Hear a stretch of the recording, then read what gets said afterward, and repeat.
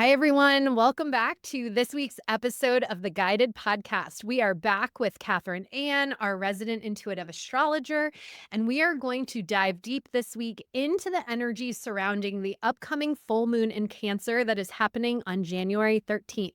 So, Catherine, what do we have in store for us for this full moon? All right. So this is a big energy, this moon. It's not just going to gently pass us by.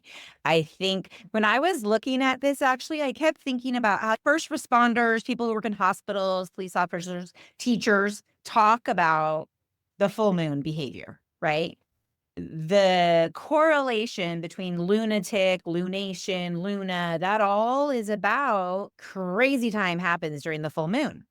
And this is not going to disappoint in that area. I think just big, big emotions. And because we have Cancer, who that is the home of the moon. The moon is super happy there, but that is the sign of nurturing and your emotions and what makes you feel safe. It's that area where you feel secure. And if you're not feeling safe and secure, there might be some big emotions about that. If you feel triggered in any way, somebody's threatening your well being or your safety, whether that's emotional, physical, mental, whatever, there's going to be big emotions about that because Mars is sitting right on top of this moon. I mean, right on top of it. So within a couple hours, I think it's like 2 to 4 hours after this moon is exact, it becomes exact with Mars. So they're holding hands, skipping along in this moon. And we're going to talk a lot about Mars and the Mars energy. But before I get into the Mars energy, which is a big theme, we've talked about it for the last few months. It was very present in the fall. But this Mars energy is going with us all the way until April. So we're really going to talk about that and focus on it. But I just want to dial in a couple more points that are particular to this moon. So, one of the things that's actually really great about this moon is it has a really beautiful connection to Uranus. So, the sun is in trine to Uranus and the moon is in sextile. Those are both flowing, easygoing, positive aspects. And we all know that Uranus is the like unexpected lightning or sparkle or unexpected change. But because this is in these flowing relationships, it's for the good. I just heard that line from Wicked, "I've been changed for the good." That is Uranus in trine with this moon. So there might be unexpected things that come up, but they're not scary, detrimental. They're like, "Oh, wow, that's a cool surprise."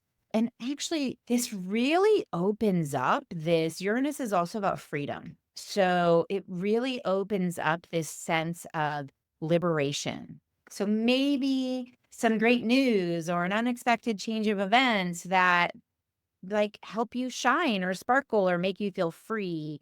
When you put it all together, it's like this enthusiasm. So that's really beautiful. And I think that if we can lean into that's a great thing. But while it's there, I feel like there's the Mars is still playing a bigger role. And then there's a couple other things that I just want to point out. So recently, Venus moved into Pisces. Venus is exalted there. She's so happy there. It's great. And she is just sitting there nice and closely with Saturn during this full moon chart. And both of them are squaring Jupiter. So, really, what that talks about is there's this flavor going on. And that's not just about this new moon day in particular, but it's a time period where Venus is in there with Saturn where we're really looking at quality over quantity. So Venus squared Jupiter, it's the go big or go home energy, like the self-indulgent, like I want all the chocolates, or yes, I need every single random thing that I just found on my shopping spree. Right? Because Venus is all about beauty and it's so happy and flowing in Pisces. And because it's square to Jupiter, Jupiter's expansive quality can get a little out of control. So it's not squares are usually tension. When we're talking about the benefics, Venus and Jupiter, this isn't about tension. It's more about overdoing a good thing, right? Like Indulgence. indulgence, right? So the beauty of having Saturn right there next to Venus is Saturn is the reality check. Saturn is going to say, I so get you. I love Venus that you want to just go big or go home. But let's look at quality over quantity. What do you really want? Because this isn't about what do you need? Venus is about what do I want? What do I desire? And Saturn's going to go, okay, honey, but let's just, one chocolate instead of the whole box or whatever, right? It's going to help you because what Venus will do is Venus will overcompensate with the go big or go home. If you're feeling uncomfortable in these other areas that we're going to talk about, because this is a very emotional moon, this Venus square Jupiter is going to be like, so I'm going to eat all the ice cream versus with Saturn there going, okay, we don't need to overdo it. I know you have big feelings. Let's just rein it in a little bit. So I think that's a nice touch. So we have this really beautiful enthusiasm, happy surprises happening with Uranus. And then we have this element over here with Saturn and Venus and Jupiter that's, quality over quantity. Really enjoy what you desire, but within reason. So those are all really nice things. The other thing that's really interesting about this new moon or full moon is that it's the first time that we have a moon now with the nodes in Pisces and Virgo since 9 years ago and 18 years ago. So that is a nice little gentle introduction to this Pisces and Virgo. The nodes will be there for the next 18 months. And it's also in a flowing energy, trines and sextiles. So there's a lot of this like coming in softly, that soft Venus desires and beauty part, the bringing in that gentle Pisces energy for the North Node. That's all really beautiful. Uranus adding brilliance and enthusiasm. That's all really beautiful. So it's like I almost want us to hold on to that. Remember, there's lights here because the moon with Mars is kind of a whopper. And we need to keep in mind that it's not all this. It's this and that are both true. So when I let's talk mostly about this moon and Mars in Cancer and the fact that the moon and Mars in Cancer are in a whole sign trine to all of these planets in Pisces. So we have the North Node just moved into Pisces. We have Venus that recently went into Pisces. Saturn has been in Pisces for a while, and Neptune is in Pisces. So we have all this energy in Pisces. And what just kept shouting at me over and over again, Pisces is a water sign, Cancer is a water sign. These are flowing emotions, right? Lots of emotions. Pisces might be more ethereal and spiritual. Cancer might be more safety, security, family, and home emotions. But there's a lot of energy flowing back and forth between these two houses. And all I kept seeing was relationship dynamics.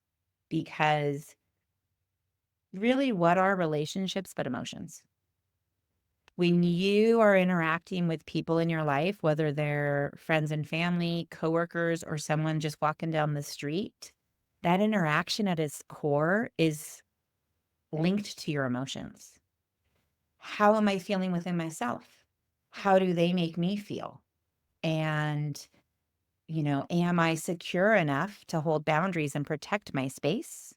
Or do I not have boundaries and I'm letting my emotions get obliterated by boundary invaders? So that this is relationships and emotions. There's just no way to untangle them. This is what emotions are in our like 3D representation, right?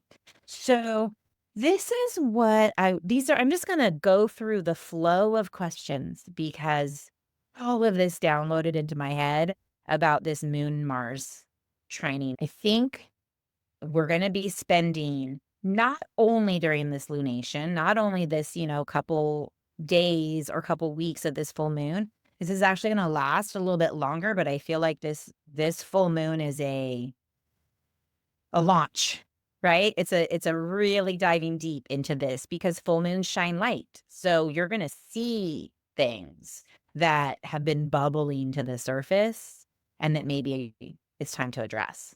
So complete reevaluation of our relationships. Which relationships create a feeling of home? Which relationships create painful conflict? Which relationships foster a sense of liberation and security at the same time? Who are the people in your life that hold space for you to shine your unique light? And people might be coming back into your life with Mars retrograde. This is a revision time, right? So people might be coming back into your life, and you need to stop and think, am I allowing this person back in my life? Is this a person that holds space for my brilliance, or do they dim my light? Really important to consider how your environment impacts your well-being, including the people you allow access to you. And remember, we're looking at quality over quantity. So a small circle of support is so much more important than lots of people, but no support. Well, So that celebrating you in that smaller circle is so important. and the one thing they're just pointing me to as you're saying and posing these questions is, one of the things that can be really tough about relationships is they require radical honesty. That's the word I hear, radical honesty. And are we really willing to be honest with ourselves and about who we are and how we show up?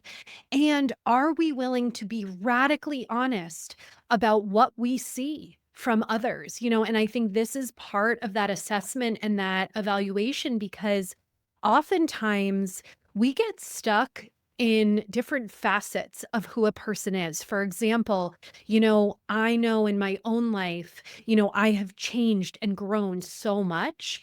And I can see that there are people in my life who prefer to deal with me as the person I was. And now I'm in a position of needing people to be with me and hold space for the person that I am now. And it's really interesting to notice who has been able to move with that shift in relationship to me changing and growing and who hasn't, right? And so I think that's something for people to be aware of, right? You're going to grow, you're going to change, you're going to evolve, but who is, preferring to deal with you or be in, your space as wanting you to be a person you once were, but you no longer are, or that's not who you're becoming. Because I think that's so related to what you're saying about who's holding space for you to actually shine. Absolutely. I think that, in so many areas of our life, I imagine everyone can point to, you think about a child that grows up and they think my parent still sees me like a little kid. It's kind of that type of dynamic. And there's so many different situations where maintaining a relation that doesn't allow you to grow and shine more fully as who you are in this moment can be detrimental. It can dim your light because you're having to try to fit yourself back into a box that you no longer fit. They just gave me the image of a hermit crab that sheds their shell and has to find a new home. That's a perfect example of what's happening with this moon in Cancer, Mars in Cancer scenario. We need to have a home, whether that's our actual home, our work environment, our friends and family, that fits us and lets us grow and stretch and feel liberated to be who we are.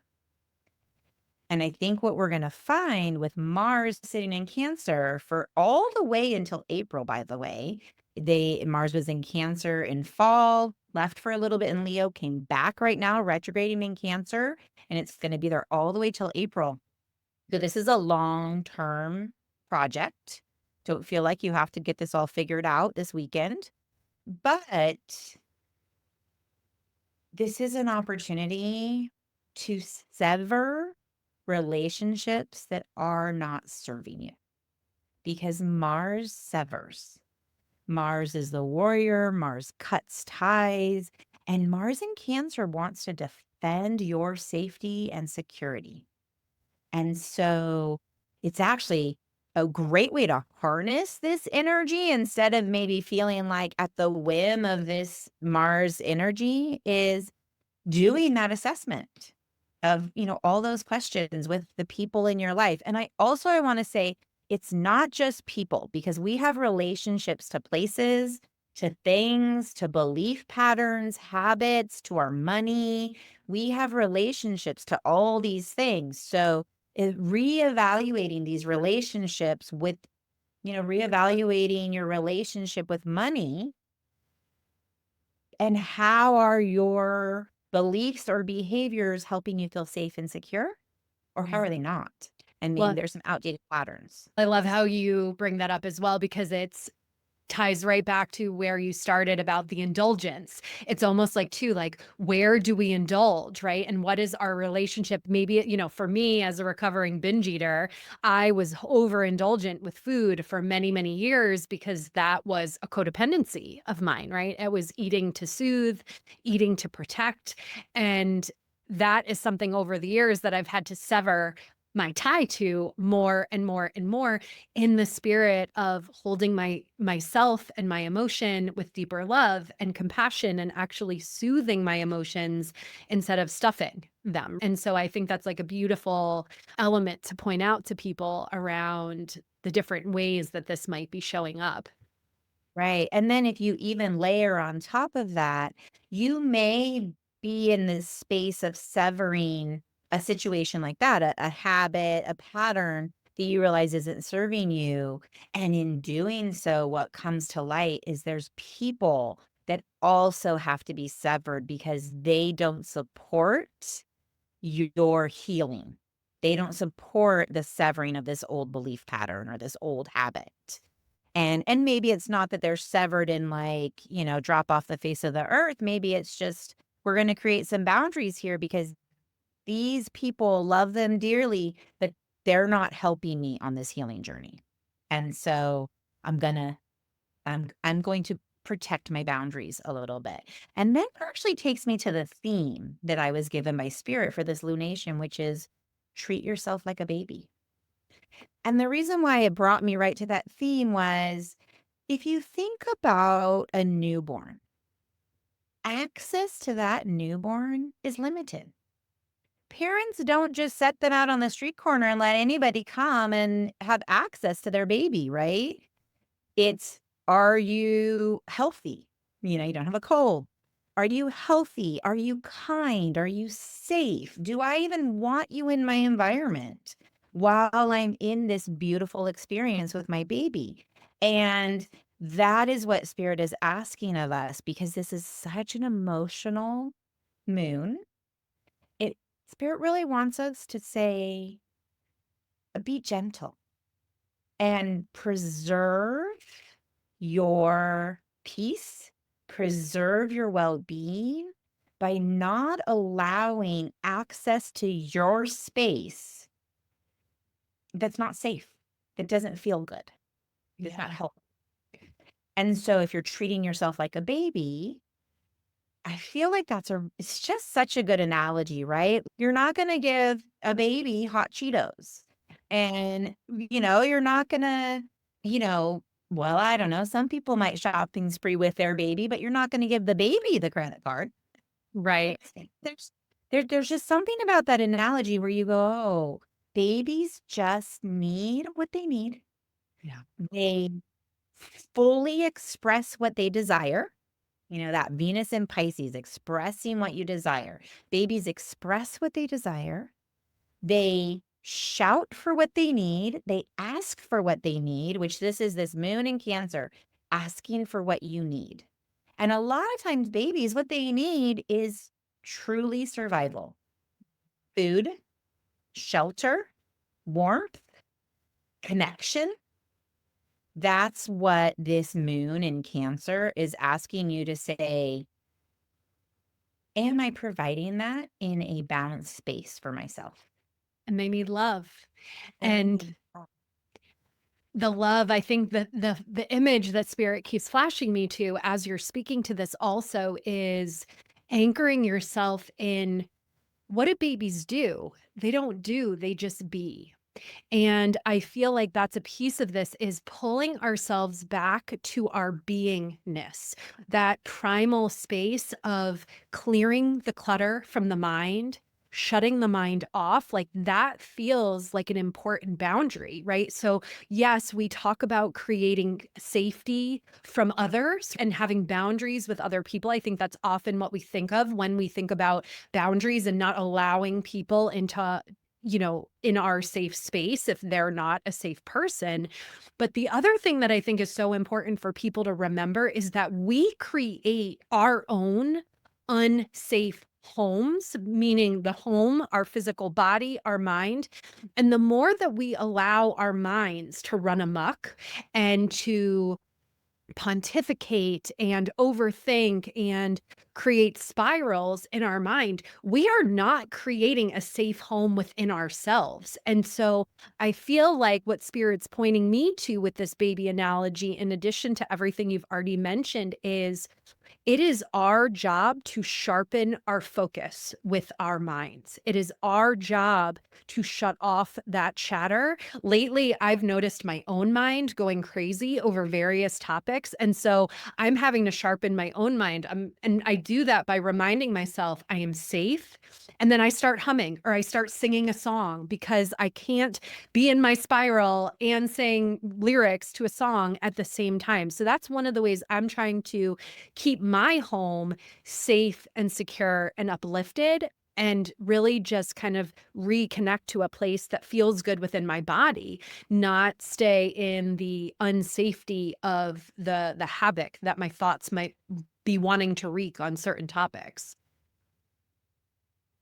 That's so great. And, I was just listening to someone speak the other day, and they were talking about how scientists have identified that when you fully breathe, that full breath in and fully breathe, you actually can't think. Your brain can't think.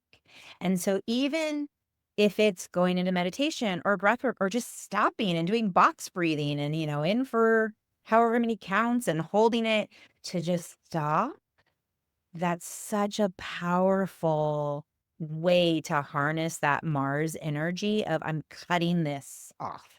I'm not allowing the monkey mind to take control. And the other one element I want to add to this is we also have a really beautiful trine to Neptune. Mars and Neptune are in trine during this moon, and that's also a beautiful flow.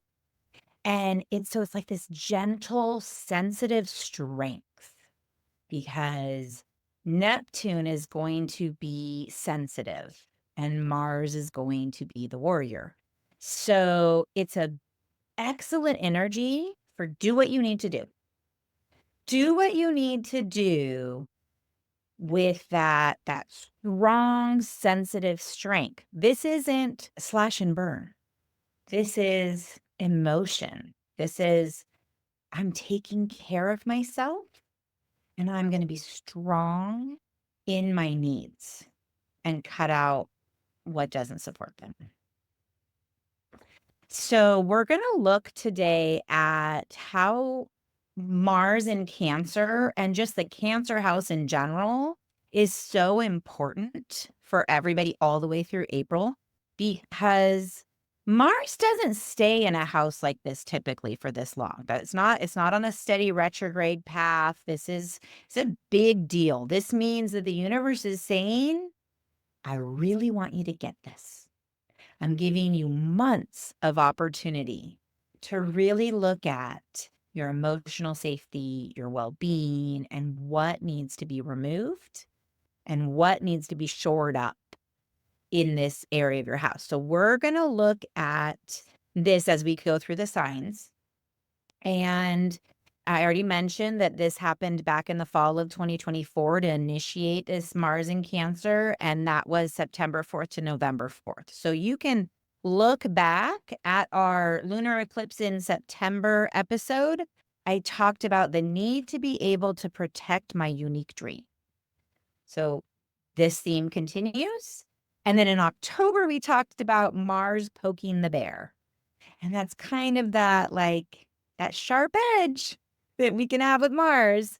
But if you think back to September and October, and we talk about these areas of your life that are really getting highlighted in particular by this full moon, you're going to be able to connect the dots of where that sensitivity, where that need for safe space, where that, potentially that need for cutting things out to protect yourself in all ways has come up and is coming up again. So what we're going to look at also is, remember that the moon in Cancer has very protective and mothering qualities. So treat yourself like a baby, be gentle. As we're looking at these houses and these areas, this is not a judgment.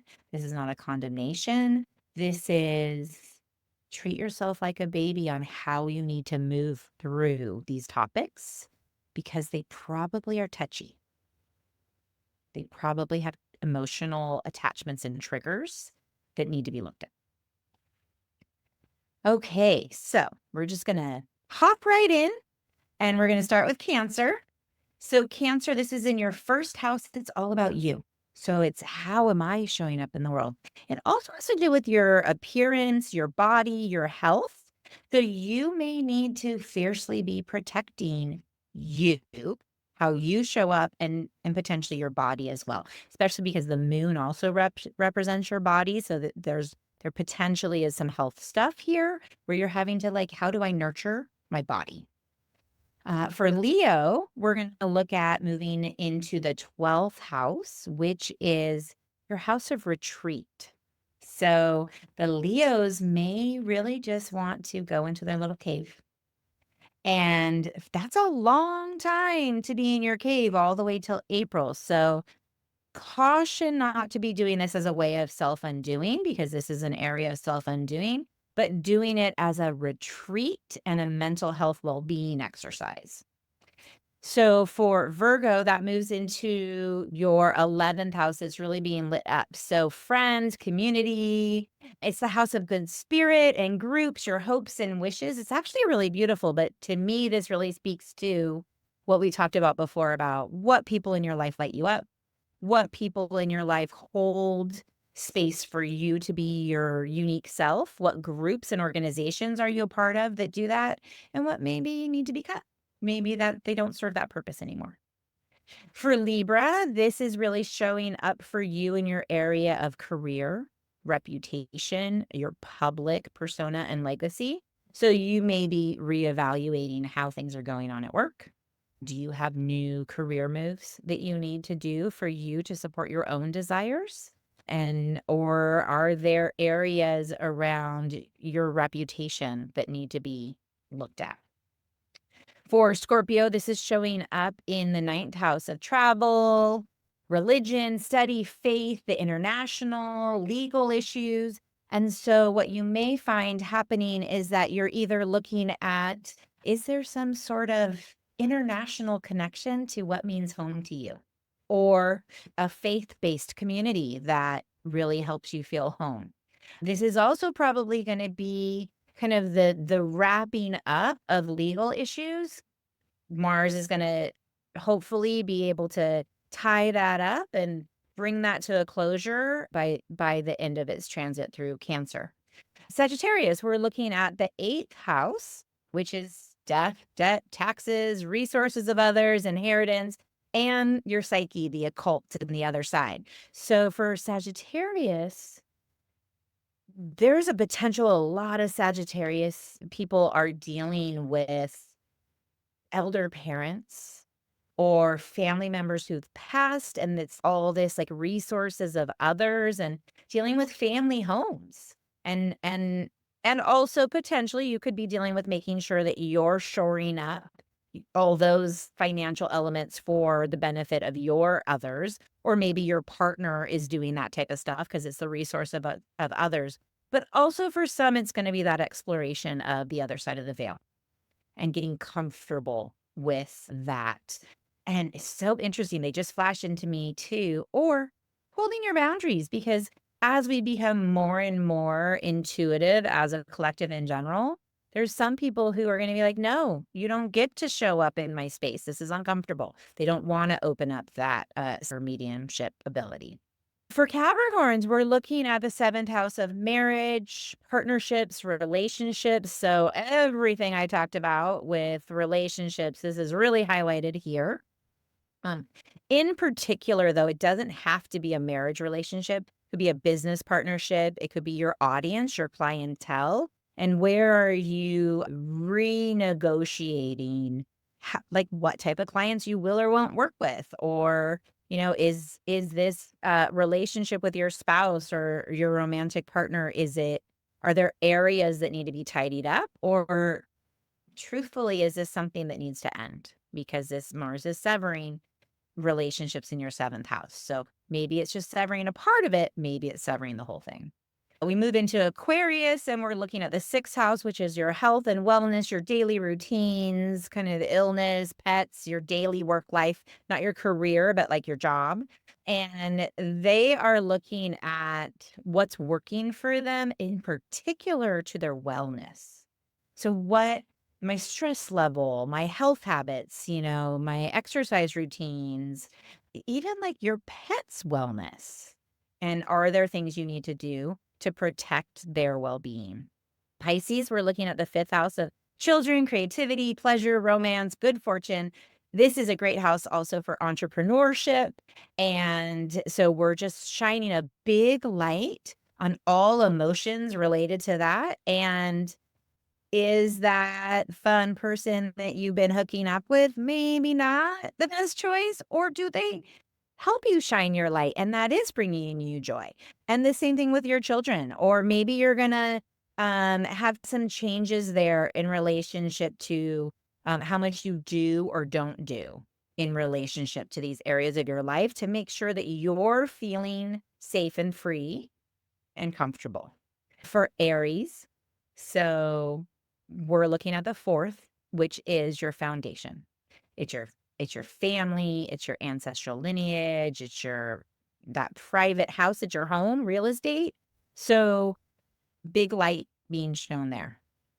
And really, but the potential for conflict in the family, if it's triggering that, they're not supporting you or your needs aren't being met, that's where Mars could get a little feisty.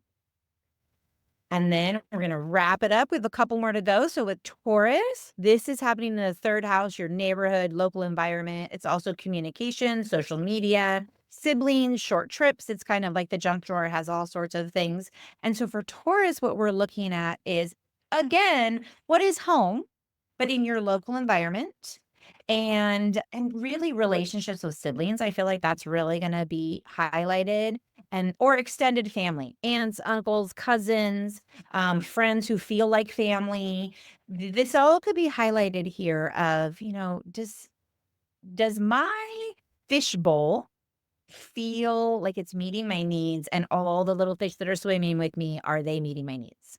And then for Gemini, this is in your second house of money, possessions, income, assets, resources, what you value, and also what you put in your mouth. So not only are we looking at what things in my life are valuable to me, they match my value system.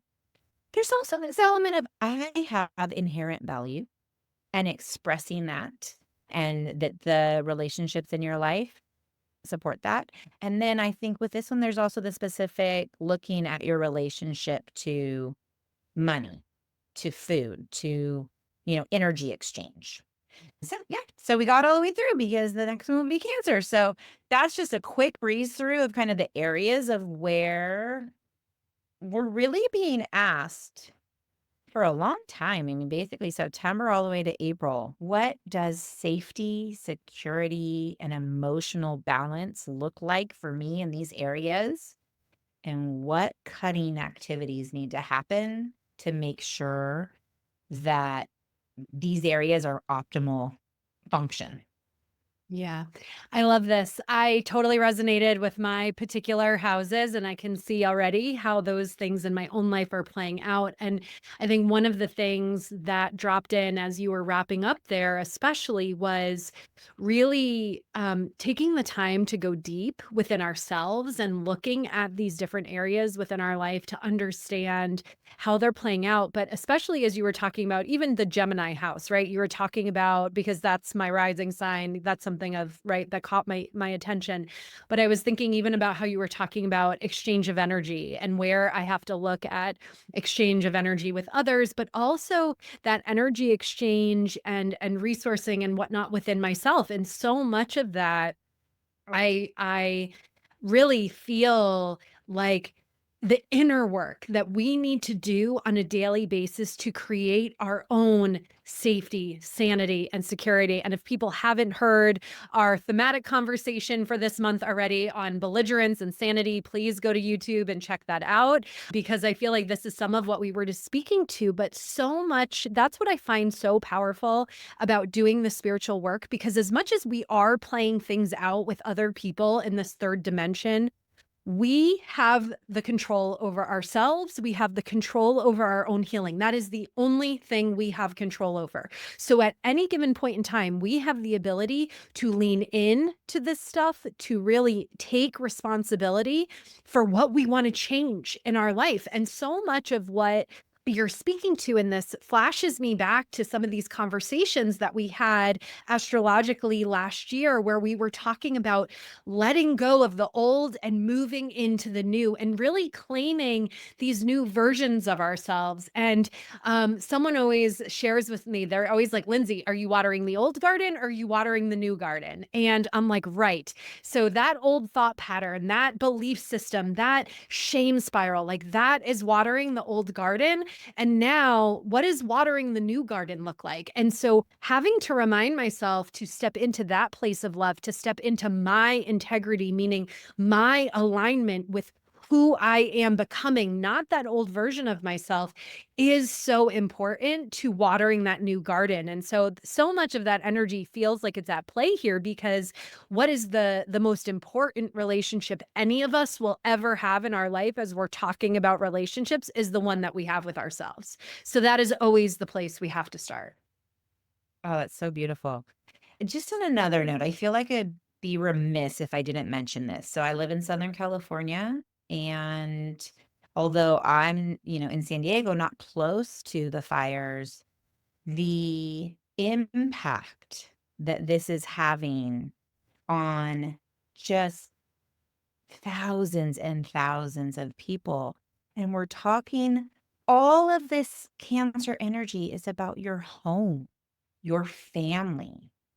And then big emotions with this full moon. And I feel like whether you're directly impacted by all of this and just needing to let all of that emotion out, it is not about holding it in and being strong, like, let all of that emotion out, or those of us who are witness to it, and even, you know, it brought some realizations to me that this is something very much more possible for where I live than I really took to heart. And processing those emotions, because even though you're seeing it from afar, seeing images like that brings up safety, home, family. And so whether you're directly impacted or you're just seeing it from afar, I feel like it's an opportunity for us to really support where we can support in all ways, whether in that community or in your local community, but creating that emotional safe space is kind of the the utmost of what the energy of the universe, I think, is asking us for right now. And we're seeing it in so many global areas where that's being rocked. Yeah. I just feel like I couldn't not talk about this connection to home and safety Yeah. because I'm it's so really loud in my world right now. I'm really glad that you brought that up because I think it can be very easy for those of us not in that part of the country to take for granted the safety that we do have within our own homes. But I'm also being brought full circle back to this: hold yourself like a baby, right? And especially for people who are directly impacted by all of this, but also, can those of us who aren't immediately or directly impacted hold space for them like a baby, right? Like, can we offer that compassion? Can we offer that connection? Can we offer resources? I think the collective shift that we are all moving to, like, we need to wake up the empathy within one another to really see in what ways can we support. Even if the only way that you might be able to support is to send some rain and cool energy and water to the West Coast and help, right? Collectively, let's put our energies into dousing those fires, right? Like, people don't realize that our minds are powerful when we wield them for good. And so, whether we are directly impacted by this or not, there is something every single one of us can do on many different levels to offer support. Absolutely. And I feel like I just keep getting pulled back to and acknowledge how witnessing, whether it's the fires or different wars or whatever, witnessing other people's lack of security does impact us and triggers us, and to also allow us to process and acknowledge as opposed to stuffing or, distracting. But it's just that treat yourself like a baby is for in so many different ways. In so like you said, provide resources. A baby has nothing. They are provided for in every aspect. And unfortunately, we have thousands of people now who are going to need that.